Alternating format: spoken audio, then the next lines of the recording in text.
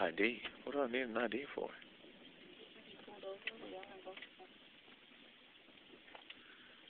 Yeah, I guess so.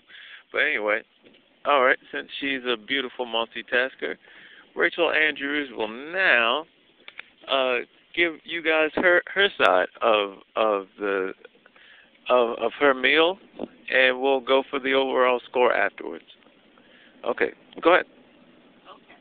So I had the chicken kebab dinner, which consisted of pieces of very moist, very flavorful chicken um, with caramelized onions, green peppers, and roasted tomatoes. And it was delicious. Oh, it was served on a bit of rice. However, there was no sauce.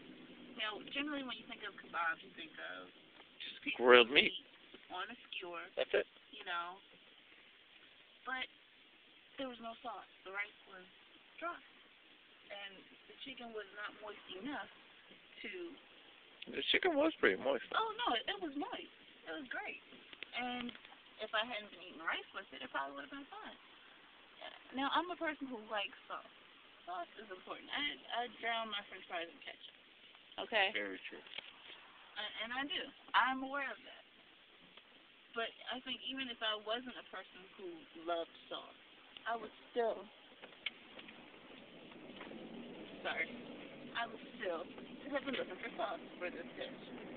It was well seasoned and everything. It just lacked the sufficient moisture to make it enjoyable. Okay, so I gave it a 9 out of 10 because except for the sauce, it was great. And it was filling. It was enough for me to eat half of a bowl and have enough left over to have another meal and another snack. So just needed sauce, you know. And I think that was our biggest mutual pet peeve about, or the one thing that we were most dissatisfied about at this particular establishment. Any good points? Yes, it was great. The onions were caramelized and delicious. The chicken was, and the pieces weren't too big, and they were grilled nicely. I don't know if it was an actual grill, but it was still great, and it was very moist and delicious. It was just no sauce. Okay. So, right now, and there you have it. Well, folks, friends, family, and all that good jazz. I guess what we're getting at is the fact that this place was pretty good, but it just wasn't perfect. Now, like just very simple things could have made this perfect.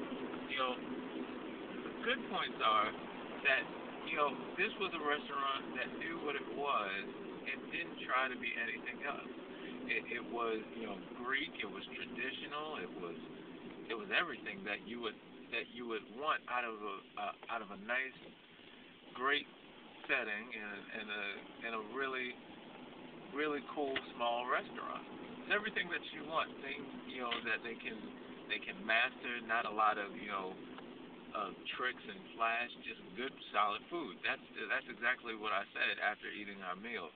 Good, solid food is a rarity in this age of, I guess, massively wide-produced food like Applebee's and other chains and things like that. It's good to know that smaller restaurants have a mission, have a theme, have something that they can go off of and execute it well. I think restaurants suffer from identity crisis certain times. Do you agree with that? Yeah, that can happen very easily. And I think it happens more rapidly with corporate chains, but no, I disagree. Okay, well, speak about it.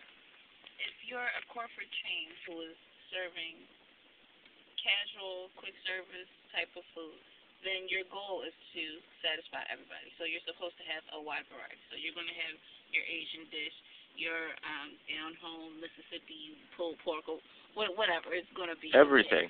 of everything. But if you're a classic restaurant and you specialize. Classic meaning French, by the way, for people who do not know. Classic does normally mean French, but in this No. Yes. It normally means Yes. French for everyone who's not, anyone here who's watching this who isn't like a real foodie. When any person, any culinary person ever says classic, they're referring to French. Okay. But in this case, I was not referring to classic to mean strictly French. I meant a restaurant that has a niche or has a or that has a theme? I just can't put the words in my because I'm driving. It's okay. But the point is, if you are an Italian restaurant, you should not be serving Negro. Agreed. Stick to what your mission statement was. Right. Did you want to come in and just, well, if you wanted to come in and just make money, then by all means, put something on the menu that you think is going to sell.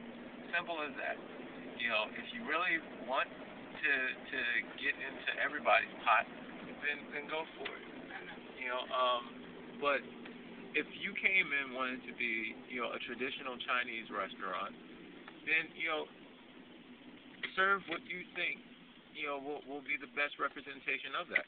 Simple as that. You know, you don't have to, you know, to go out and do everything that other restaurants do. Just stick to what you know. And I think that's the best advice you can give for any small restaurant. Overall, Cafe Mykonos did just that. It stuck to what it knew. You know, it was, you know, like Greek fare, and it also was, I guess diner mainstays as well, even though it wasn't a diner. You know, just hearty food at good price.